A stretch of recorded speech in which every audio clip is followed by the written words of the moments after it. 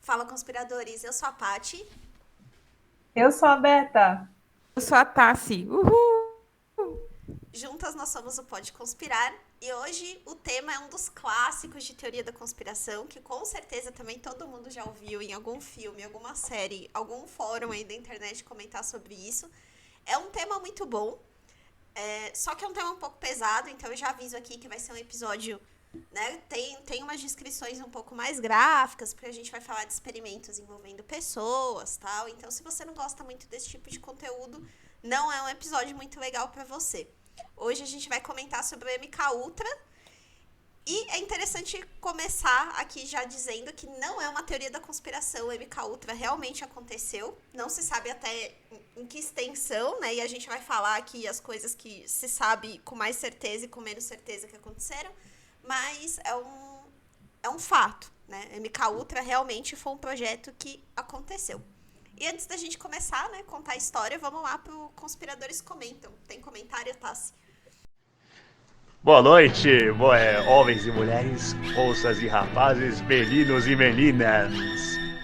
Fique agora com Conspiradores Comentam.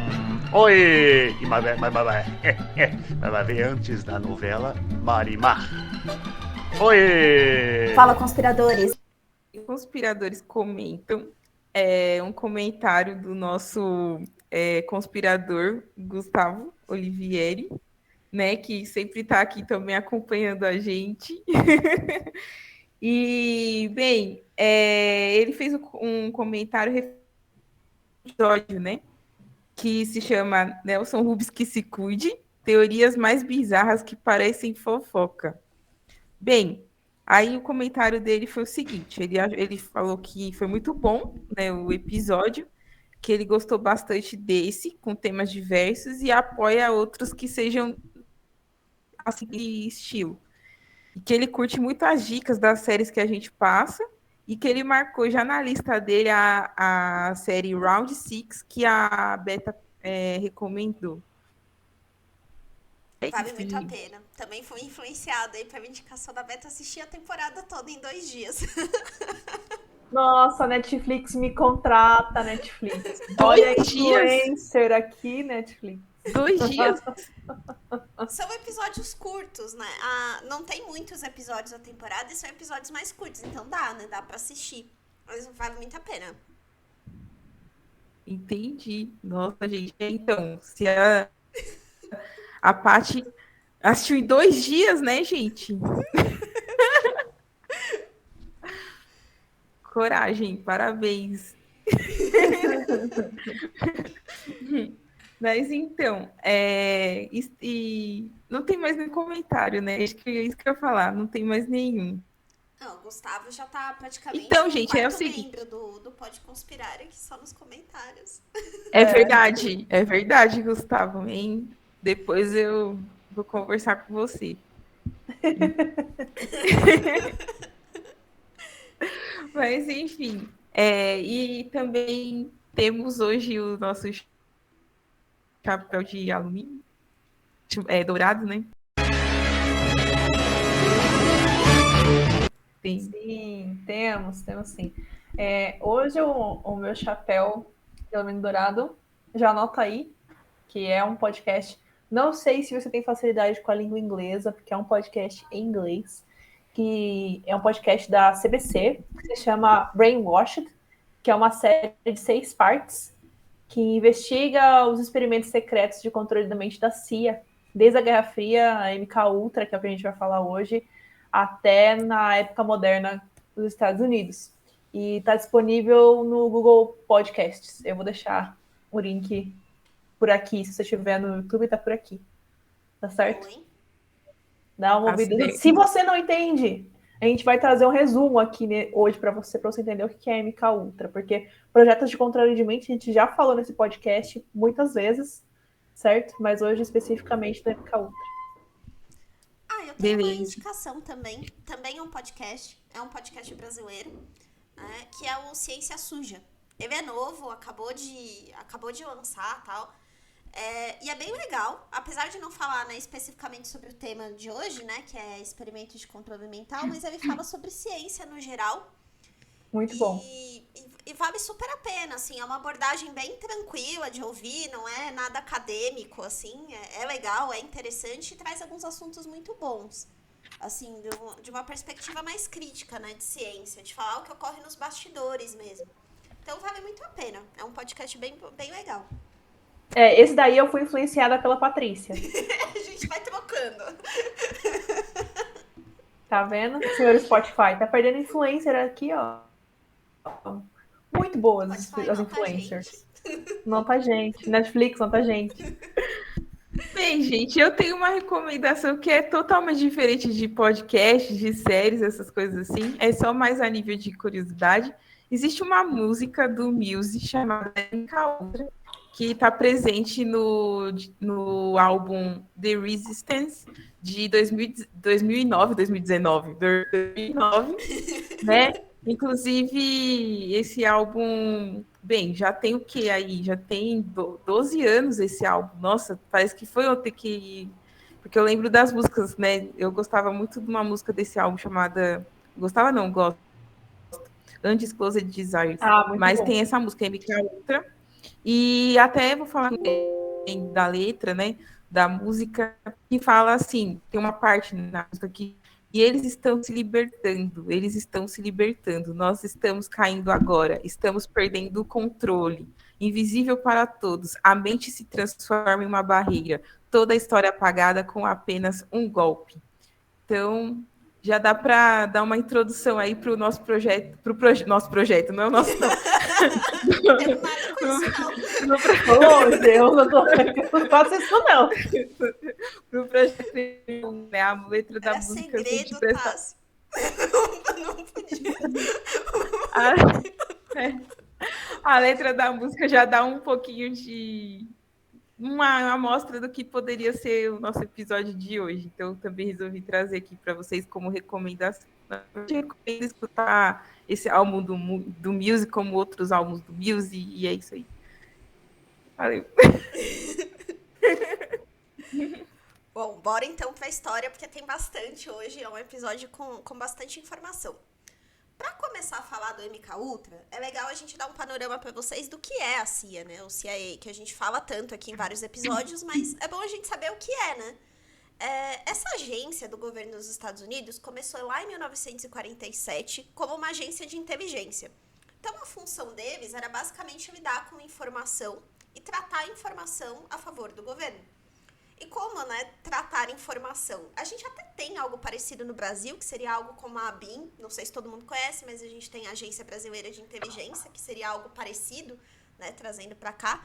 Mas a ideia da CIA, então, era trabalhar com informação, em grande parte com espionagem, né, de tratar informação dentro dos Estados Unidos e fora, então ela tinha atuação em outros países também, e tentar manipular ali essa informação e acontecimentos de uma forma favorável para o governo americano.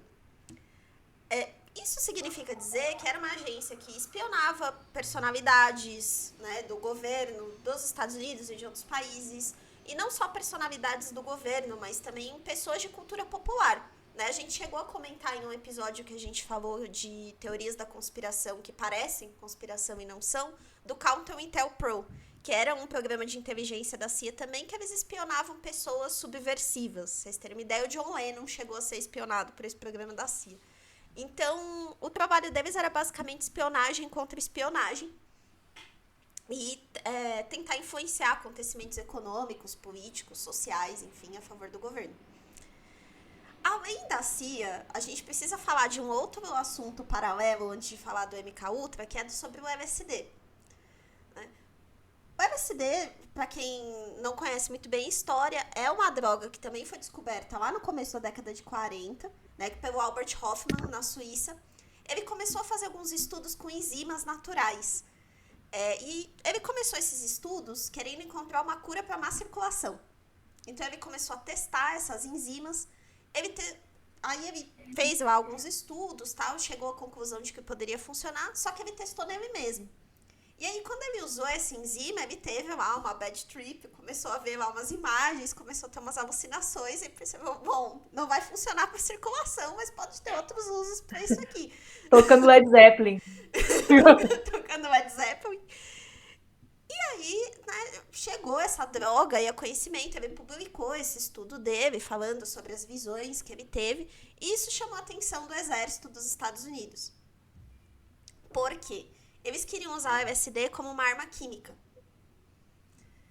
Lá, né, na justificativa do exército, quando eles foram levar esse projeto para o presidente da época, que era o Truman, eles levaram uma justificativa muito bonitinha de dizer que as armas químicas poderiam evitar mortes em combate, né? Ao invés de você matar pessoas com arma de fogo, você poderia manipular com controle mental, né, com armas químicas como o LSD. E aí foi que o presidente Truman deu ok. A gente precisa lembrar que a gente tá falando lá do finalzinho, tinha acabado, né, a Segunda Guerra fazia pouco tempo, tava na Guerra Fria, aprovaram esse projeto.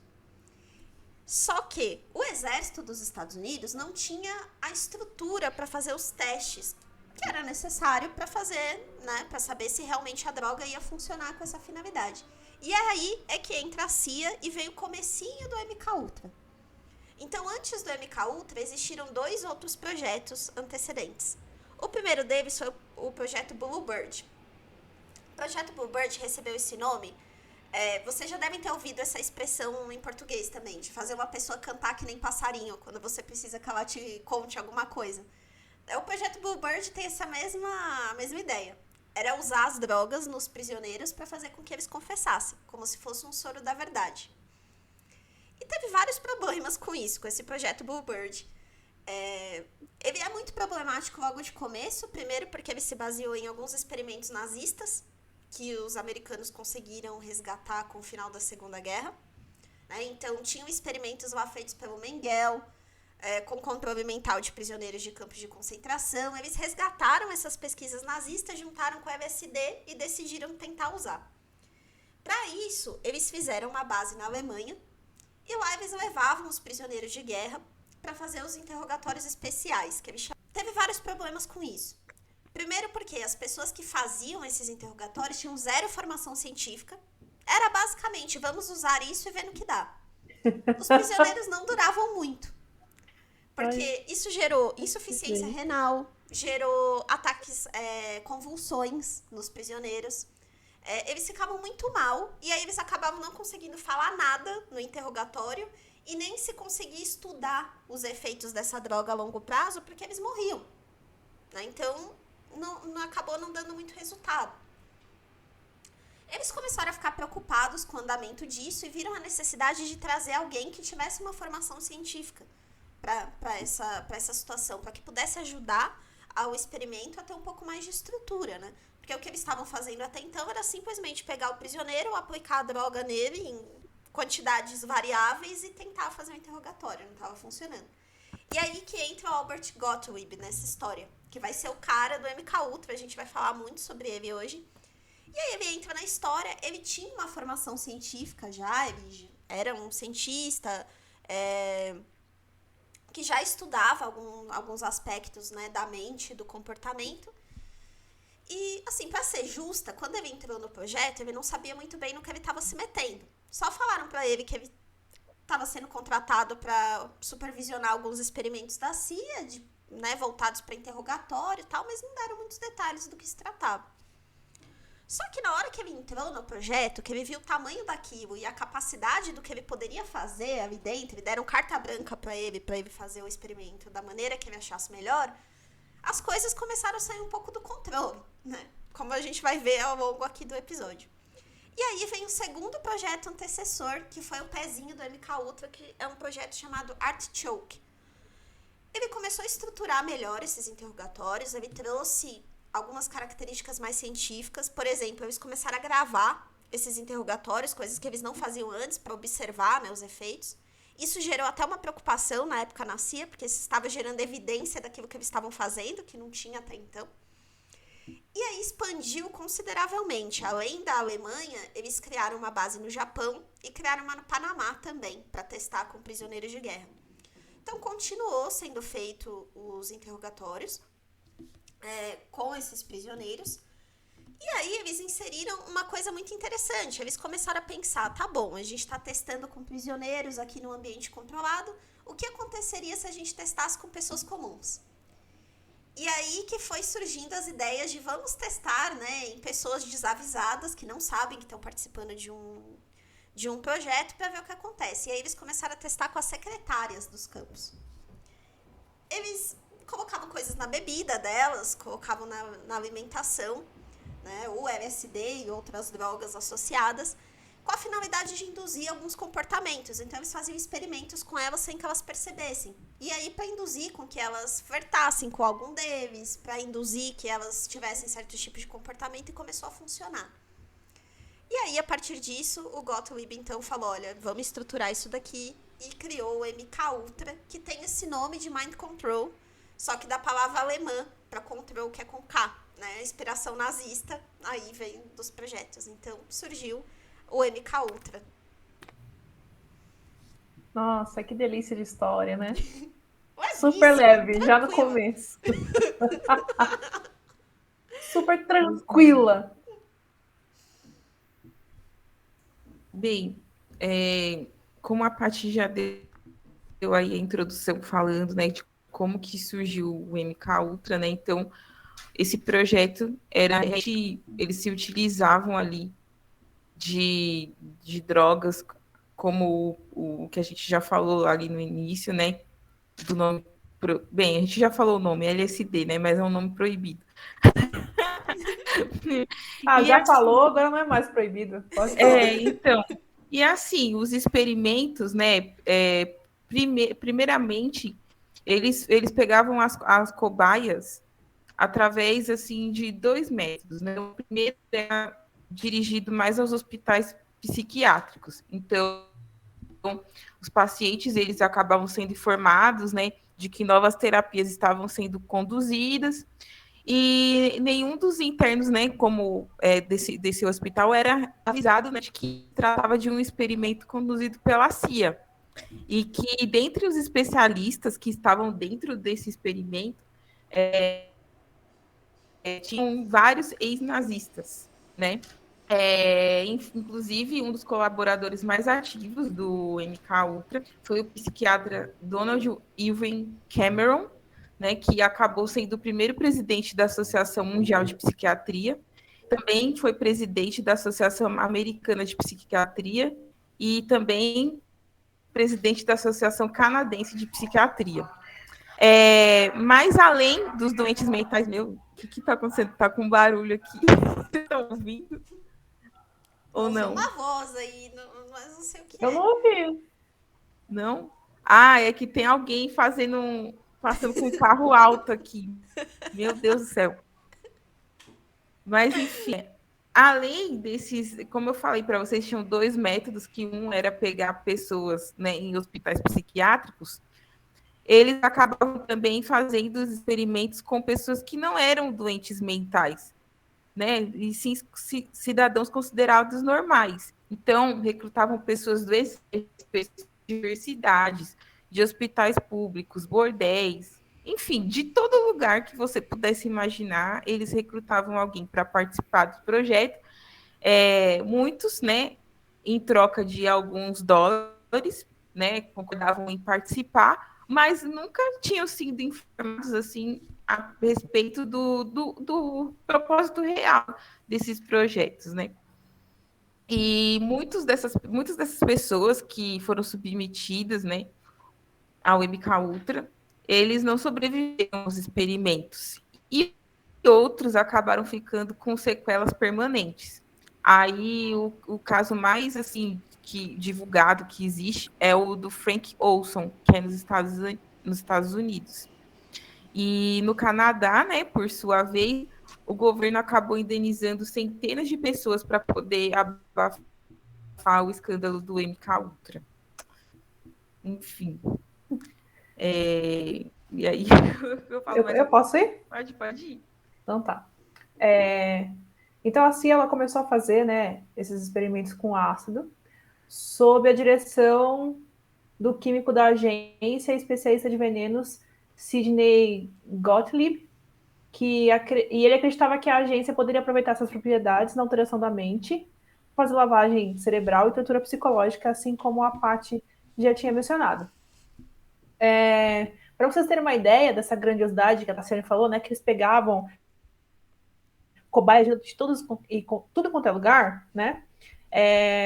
Não só cobaias, mas sim também recrutavam pessoas de muitos lugares, inclusive lugares de renome, como, por exemplo, a Universidade de Columbia, a Universidade de Stanford e outras universidades para estudar o efeito da droga. E após uma série de testes, a droga foi considerada muito imprevisível para o uso em contra-espionagem.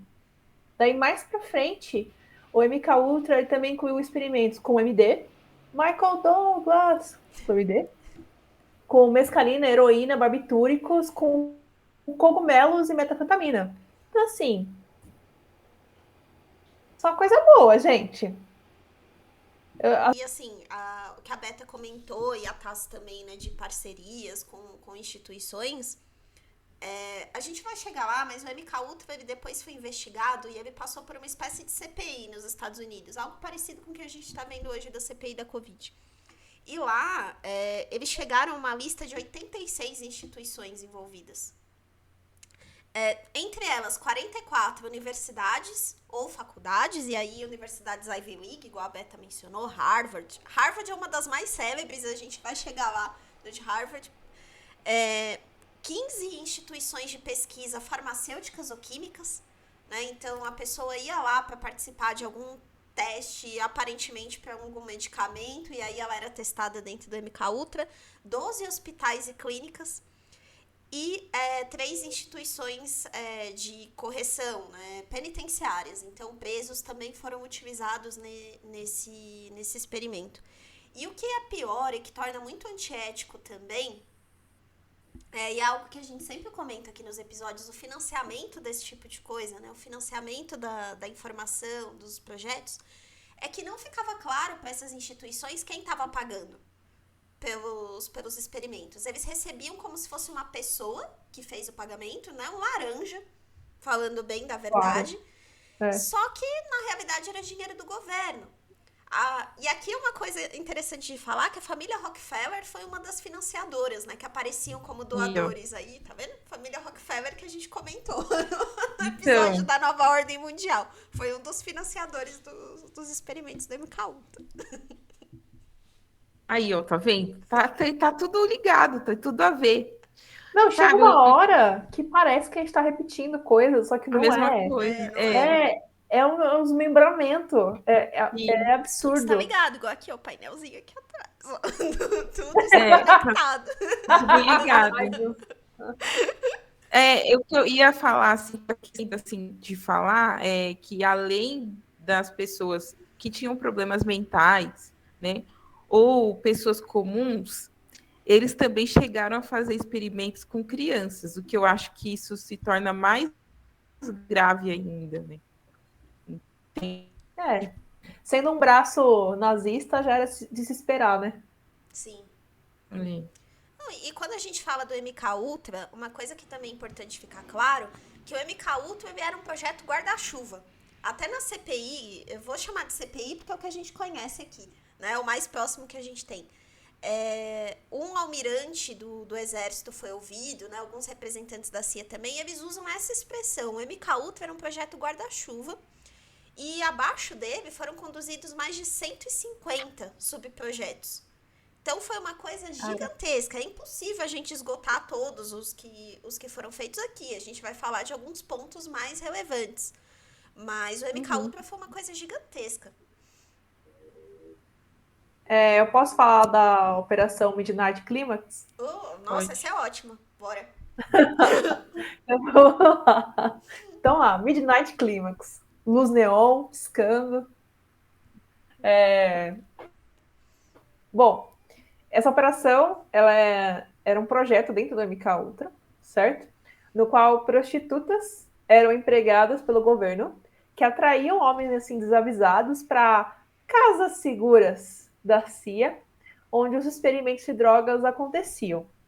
Lá a CIA dosou LSD nesses homens, que às vezes bebiam coquetéis atrás, assim,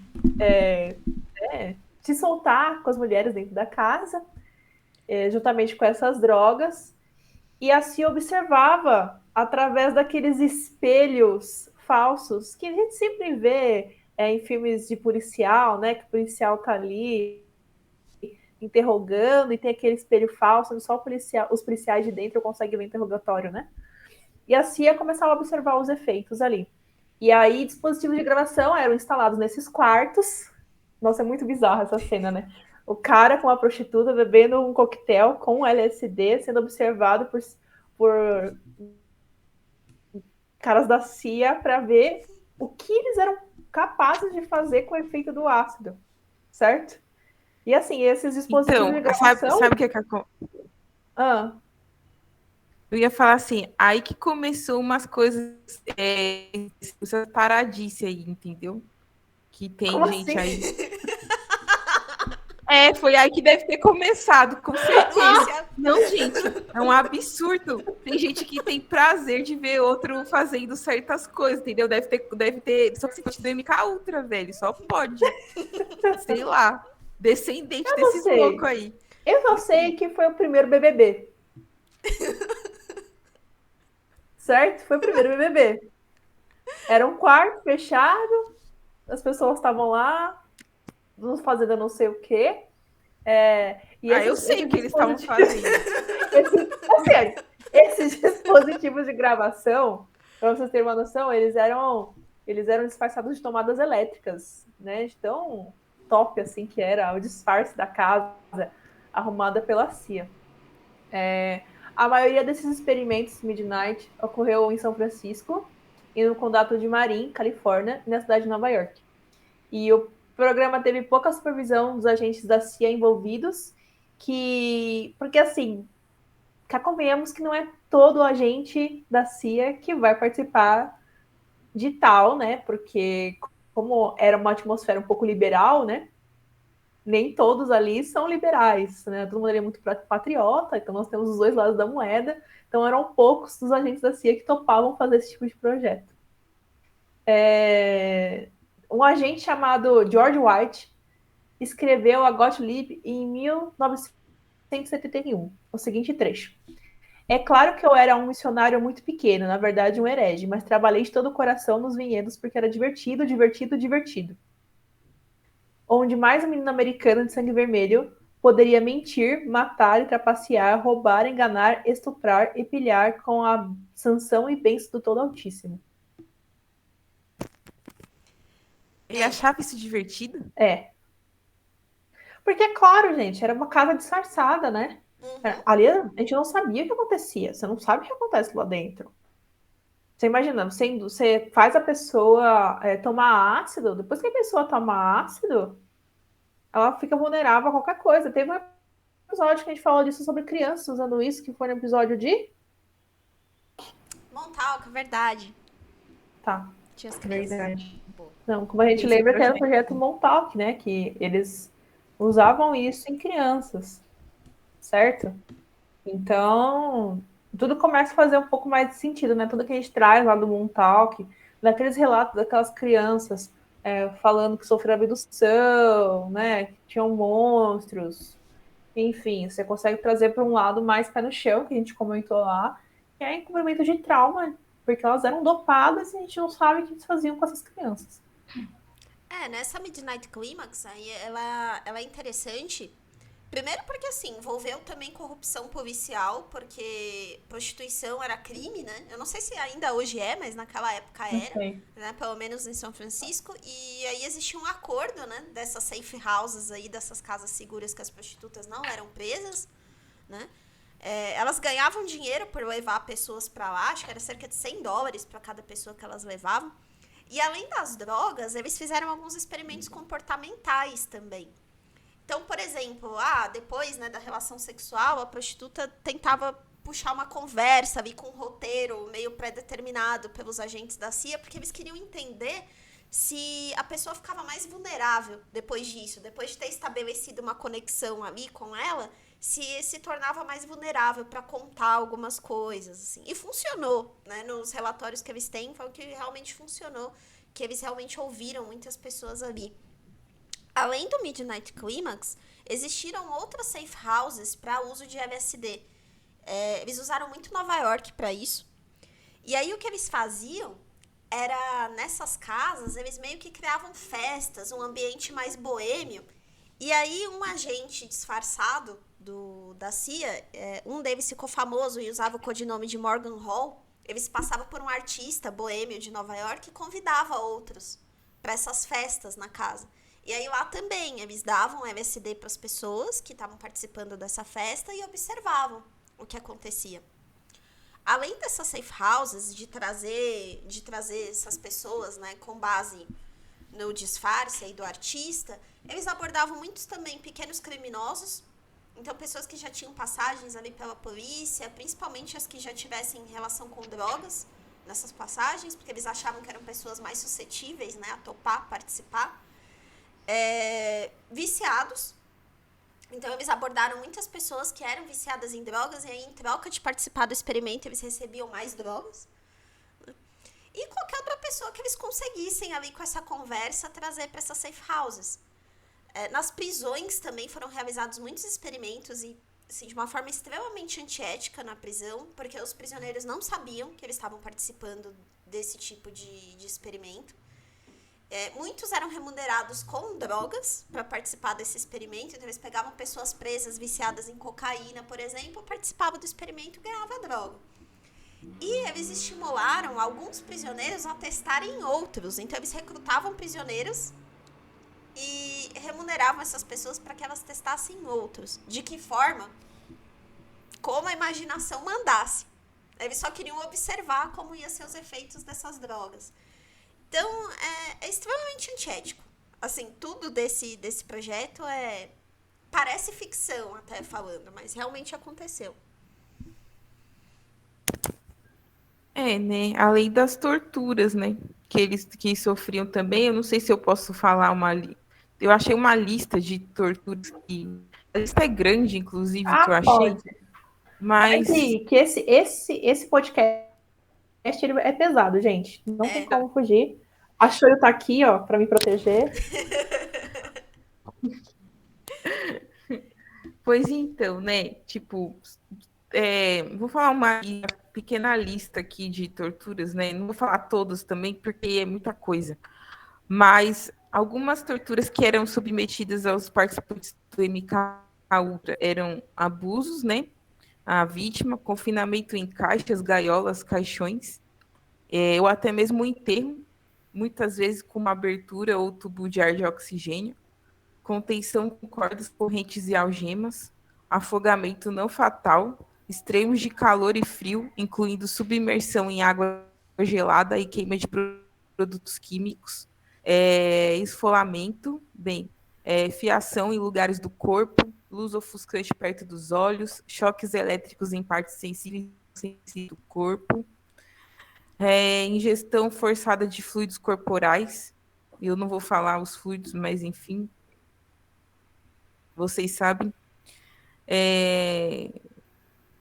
Pendurar essas pessoas em posições dolorosas ou de cabeça para baixo, com fome e sede por dia, semanas ou meses, privação de sono.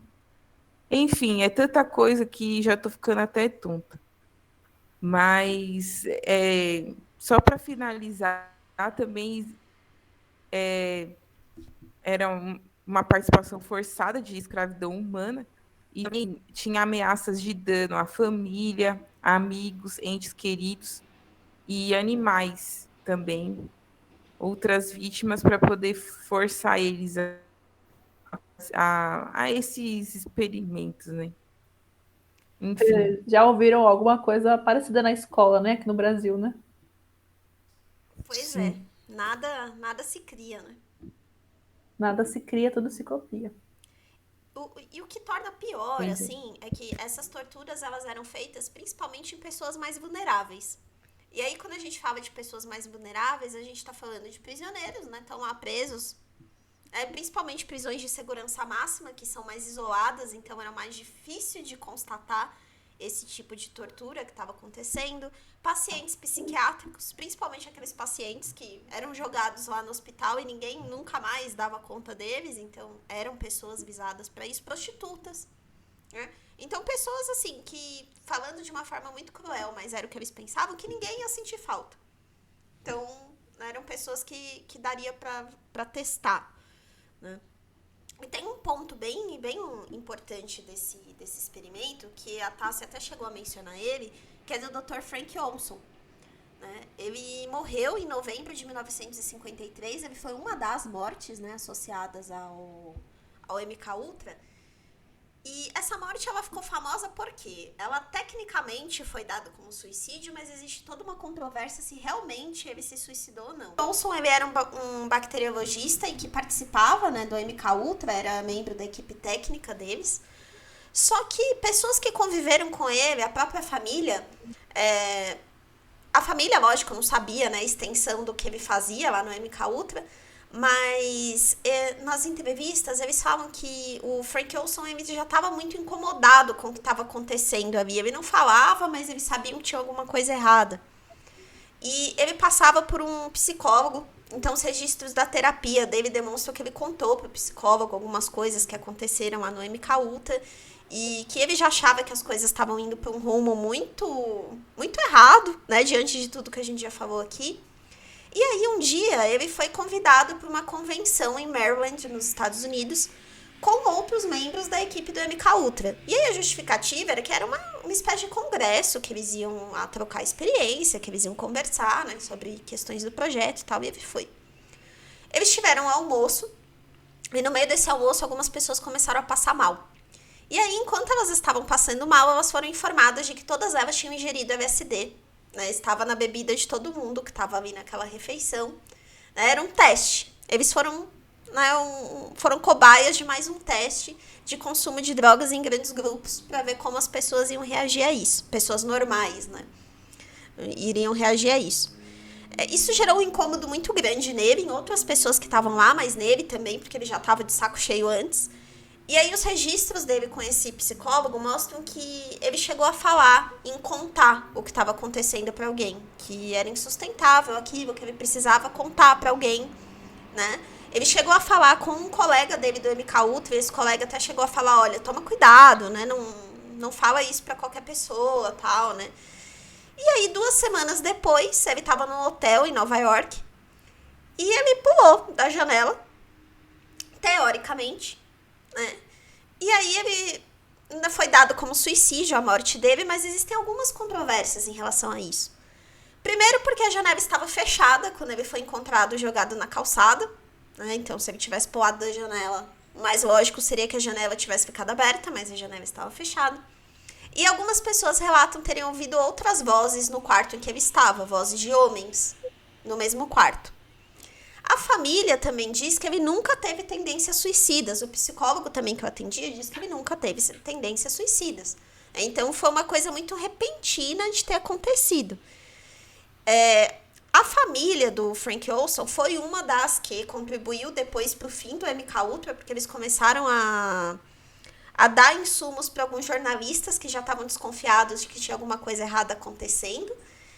E eles receberam um pedido de desculpas presidencial alguns anos depois, já quase na década de 80, finalzinho da década de 70. Por que um pedido de desculpas presidencial? Né? Se nada aconteceu e foi um suicídio comum, né? Mas eles receberam, né, esse pedido de desculpas. Então existe uma controvérsia muito grande. Até que ponto ele se matou mesmo ou se foi uma queima de arquivo porque ele tinha planejado falar, né? E se todas essas coisas super antiéticas aconteceram, por que não, né? Essa não seria mais uma, né? Tirar a pessoa do caminho. Que naquela época, né, gente? Você imagina? Porque assim, a forense nem era tão avançada. Era avançada, mas nem era tão avançada assim. Então até provar qualquer coisa contra era um problema. Uhum. Né? Por mais que a família tenha recebido dinheiro de um acordo, né? por conta disso, ocultar qualquer tipo de crime era muito mais fácil. Não, e você tinha que Ah, achar alguém isso é disposto com a denunciar o governo dos Estados Unidos, né? De estar conduzindo uma coisa assim. Super fácil, gente. Tranquilo. Tem o caso do Ken Kesey. Não sei se vocês acharam.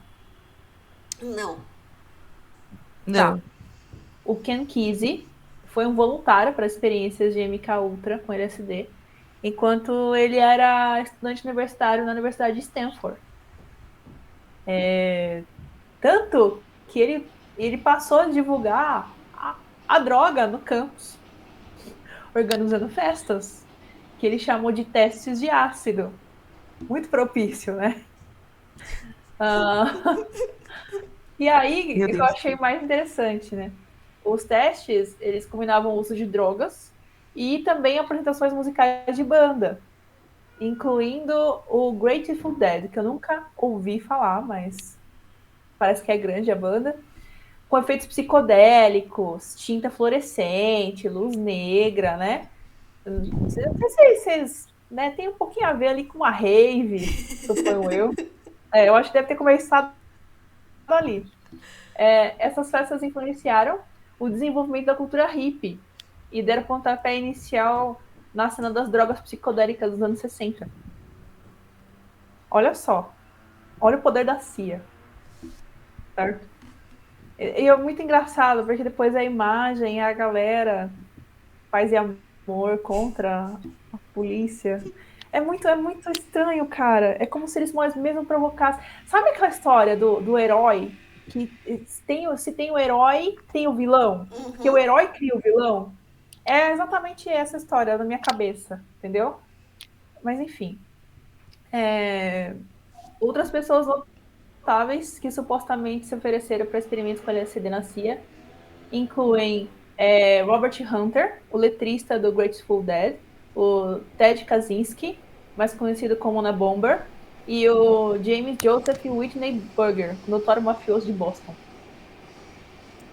Então, só gente boa. Caraca, os caras dessa banda. Eu já ouvi falar dessa banda aí. Então, Mas porque eu não é estranho nos ouvidos, né? Eu já Não, vi em algum não. lugar. Eu não parei para ouvir a banda na Não, também. pesquisa. Eu acho que eu já vi em alguma revista. Então, Já. E o Theodor Kaczynski, o Una Bomber, ele praticou vários atentados terroristas depois, né? Um tempo depois de ter passado aí pelo MK Ultra, ele enviava bombas pelo correio para algumas pessoas aleatórias. E ele foi perseguido por muitos anos, até conseguirem pegar ele. Tem até uma série na Netflix sobre o Una Bomber, se alguém tiver interesse em assistir. olha aí. E Olha aí. a Netflix de novo, nota, gente. Chapéu de ouro. E assim, ele participou em Harvard, né? Ele era aluno de Harvard e ele passou pela clínica de psicologia da universidade.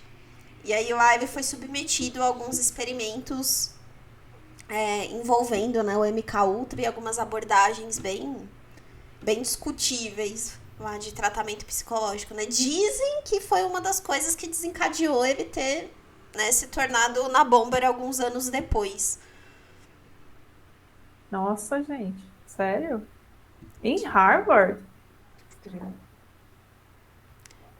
Dizem que Harvard foi uma das que mais participou na clínica de psicologia da universidade no MK Ultra. Cara.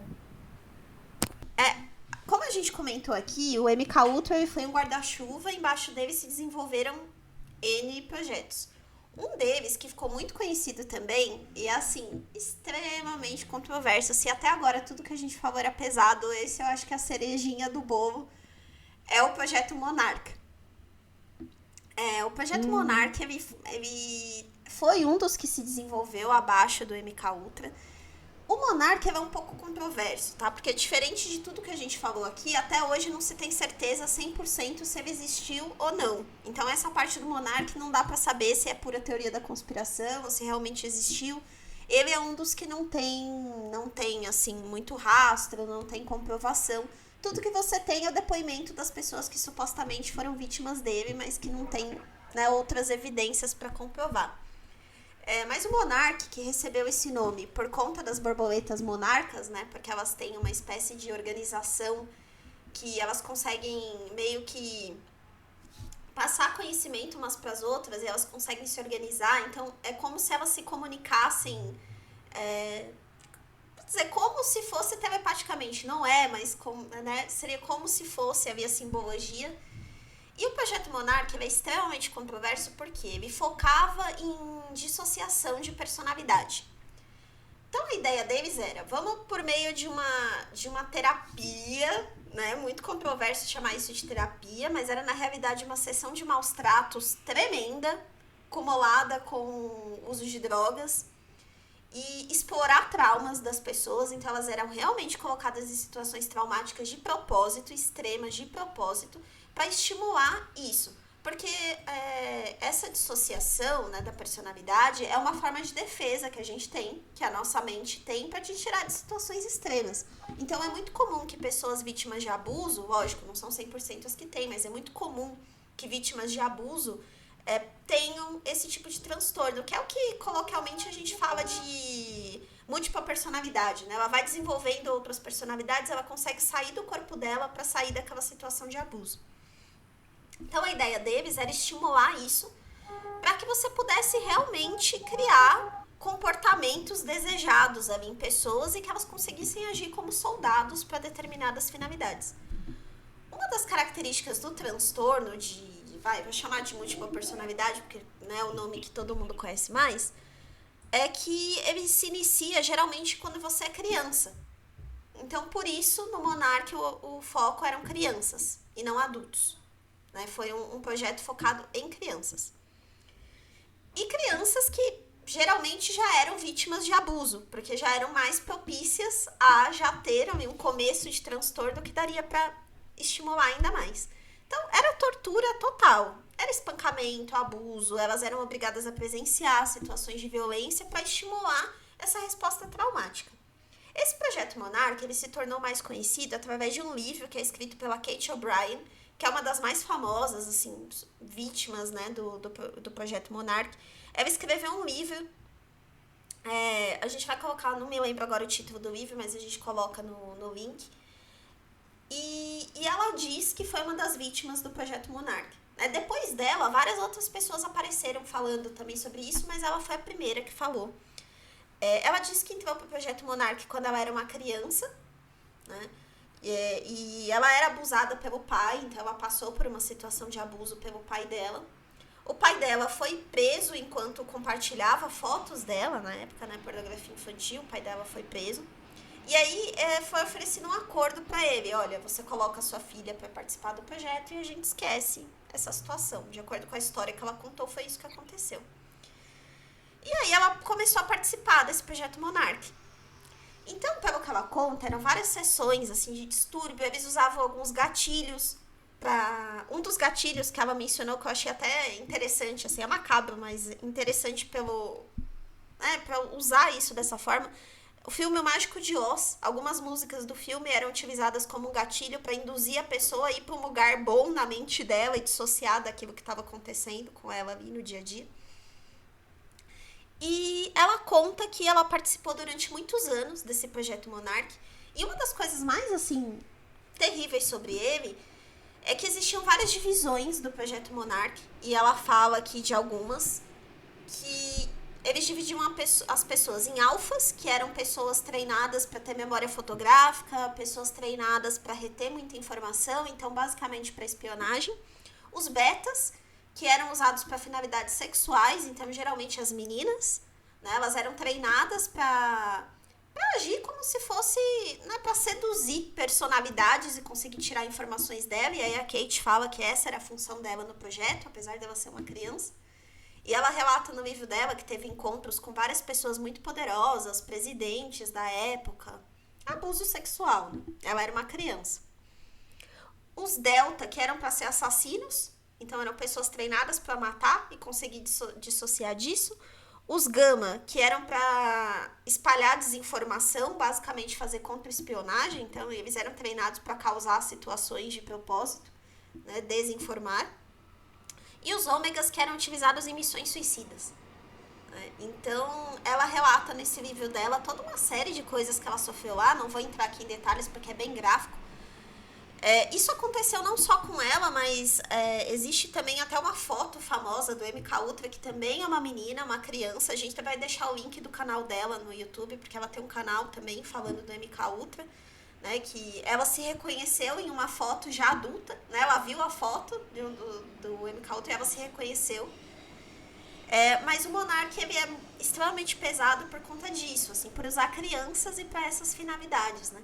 O Monark não tá claro até hoje se ele existiu ou não, né? Como eu falei lá no começo, vieram outras pessoas à tona depois do depoimento da Kate, mas não tem prova de que ele aconteceu. Então, o Monark a gente classifica aqui como não sabemos se é teoria da conspiração, se é real, né? Muita gente desacreditou da Kate O'Brien até hoje, tem muitos lugares que tratam como piada mesmo, porque dizem que é uma coisa muito fora da realidade, mas até aí também é muito fora da realidade você imaginar que a CIA tinha uma casa de prostituição financiada pelo governo, né? Também é algo que é um pouco estranho pensar, mas foi isso. E aí, como o MK Ultra acabou, né, afinal? Ele começou lá no começo da década de 50, ele chegou mais ou menos até o início da década de 70, então a gente está falando aí de praticamente 20 anos de projeto rolando, né? E aí, em 1974, um jornalista chamado Seymour Hersh, ele recebeu algumas dicas, né, de pessoas de que tinha alguma coisa errada ali, que a CIA tinha feito esse tipo de experimento e tal. É importante falar que desde o começo da década de 70, eles já estavam meio ligados com isso, porque começaram a ter alguns escândalos no governo dos Estados Unidos, eles já estavam com medo. Então, em 1973, o diretor da CIA na época mandou destruir toda a documentação sobre o MK Ultra que existia. Então, por isso que hoje falta tanta informação. A gente não sabe, na realidade, se tudo que tem hoje é exatamente tudo que aconteceu, porque grande parte se perdeu. Mas esse jornalista recebeu algumas informações, a família do Olson foi uma das que foi conversar com ele e forneceu documentos, forneceu informações. E aí esse cara levou o que ele sabia pro governo, né, esse jornalista. Então, teve 2 investigações pelo governo dos Estados Unidos, uma em 73 e uma em 77, que são essas CPIs aí que a gente mencionou. Tem um relatório gigantesco, a gente vai colocar o link, quem tiver interesse de ler o relatório. Assim, não ajuda muito, tá? Eu li o de 77, os depoimentos, principalmente das pessoas da CIA, são extremamente vagos, né? Como que a pessoa participou de um projeto de 20 anos e não se lembra de detalhes, as perguntas têm muitas respostas bem evasivas, então não ajuda muito, mas tem alguns outros arquivos que são legais, assim, que eles mencionam sobre o projeto, os que se desenvolveram abaixo do MK Ultra e tal. Então o MK Ultra acabou ali no comecinho da década de 70 e foi reconhecido, né, pelo governo como real, então a gente sabe que realmente aconteceu, só o Monark, que é a nossa dúvida aí. Foi assim que ele acabou. Não, e o projeto ele ecoa até hoje, né? Até porque muitas técnicas de interrogatório foram desenvolvidas ali e aprimoradas ali, né? Então, se a gente trazer isso para o século XXI, a gente tem ali os Estados Unidos que combate o terrorismo, e a partir dos ataques de 11 de setembro, a CIA ela colocou isso mais em voga.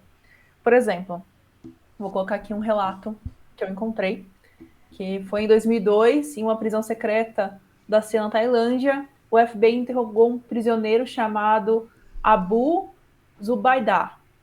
Ele foi baleado e capturado durante uma operação no Paquistão.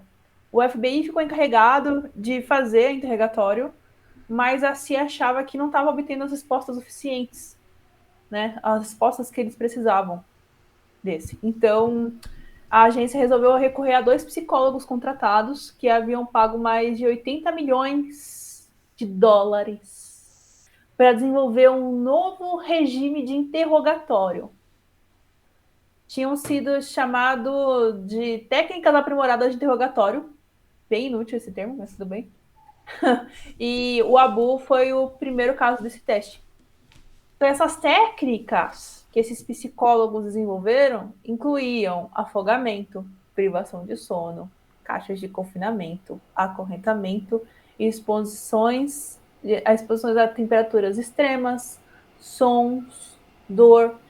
E esses detalhes com o que aconteceu com o Abu estão contidos no relatório do Comitê de Inteligência do Senado dos Estados Unidos, de 6.700 páginas sobre a tortura, que foi lançado apenas em 2014. E isso é um relato de tortura. Então, assim, eu imagino que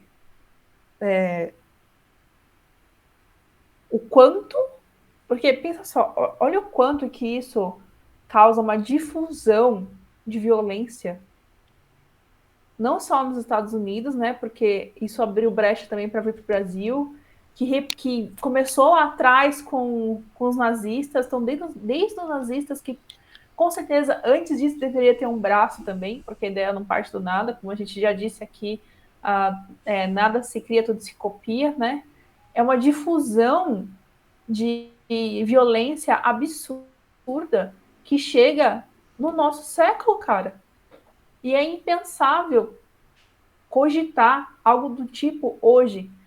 E isso me tira fora do sério, assim, me tira o sono, de verdade, em pensar que pessoas estão sofrendo torturas. E eu vou falar mais. Nós estamos ainda vivendo um tempo cujo Talibã também está aí, certo? Torturando pessoas por outro motivo, mas também torturando. E N outros nações também torturando pessoas por ramificação de projetos como esse. É absurdo. É aquilo, né, que a gente estava comentando, né? Até onde vai o limite ético de ciência, né? Até onde é justificável, né? É difícil falar, né? E assim, cada época acha que tá justificada pelo que se acredita ali então, né? Então a gente tinha ali na Guerra Fria, não, mas a gente tá justificado porque é segurança nacional. Talibã, você tá justificado porque você tem um motivo religioso. A gente avisou que ia ser pesado esse episódio. Mas a gente precisa saber dessas coisas, assim. Eu acho que a gente precisa falar sobre esse tipo de coisa para que não se repita no futuro. Exato. Né? Toda mudança começa com debate, né? Aprender com o passado. Isso aí. Nossa, gente. Pesado o episódio. Tô até... Chega a cansar, né? Não, e tá uma coisa muito engraçada, porque o episódio é ultra pesado e a Tassi tá com o fundo da Hello Kitty todo rosinha, todo fofinho, e a gente... tortura, uma controle mental.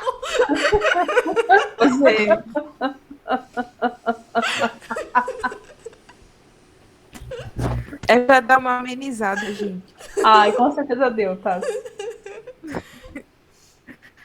Bem, né? Mundo do Hello Kitty. Menos aqui, ó, feliz, ó.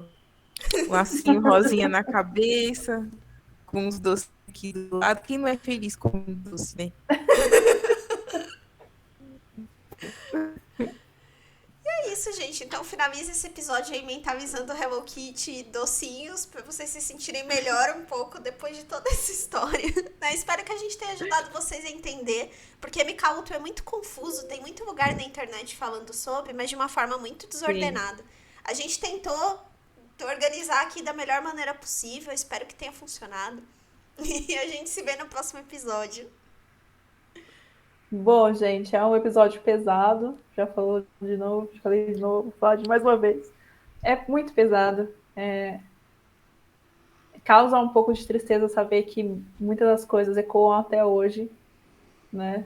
E cabe a gente e as gerações futuras debater, colocar esse assunto em pauta, debater e não eleger mais pessoas que são a favor de torturadores no país e no mundo. E é isso, tchau. Bem, gente, esse episódio é bem pesado, né? Eu espero que, bem, quem conseguiu, quem resistiu, né, ouvir até aqui o fim, vai ter aprendido bastante coisa. Esse assunto é pesado, mas é interessante. E é isso. No próximo episódio, a gente promete que vai ser uma coisa mais leve, né? A gente tá trabalhando dessa forma, né? Fazendo uma coisa mais leve, uma coisa pesada, pra gente também não pirar, entendeu? E é isso. Tá bom? Pra vocês. Até mais e fiquem com a Hello Kitty aqui, ó. Ela é um símbolo de felicidade. Então, fiquem felizes. É isso aí. Tchau, tchau. pra Tchau, vocês. gente. Tchau, tchau. Fala, conspiradores. Ó, Eu sou a deixa eu Paty. avisar uma coisa. Opa. Ai. Desculpa.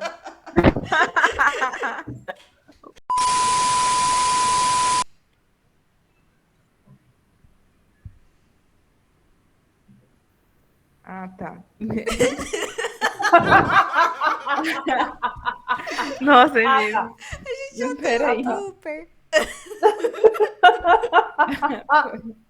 Parecia aquelas peças de escola, né? Que você fala, deixa da pessoa. E... Fica Não, esperando. agora que eu me... Entendeu? Vem.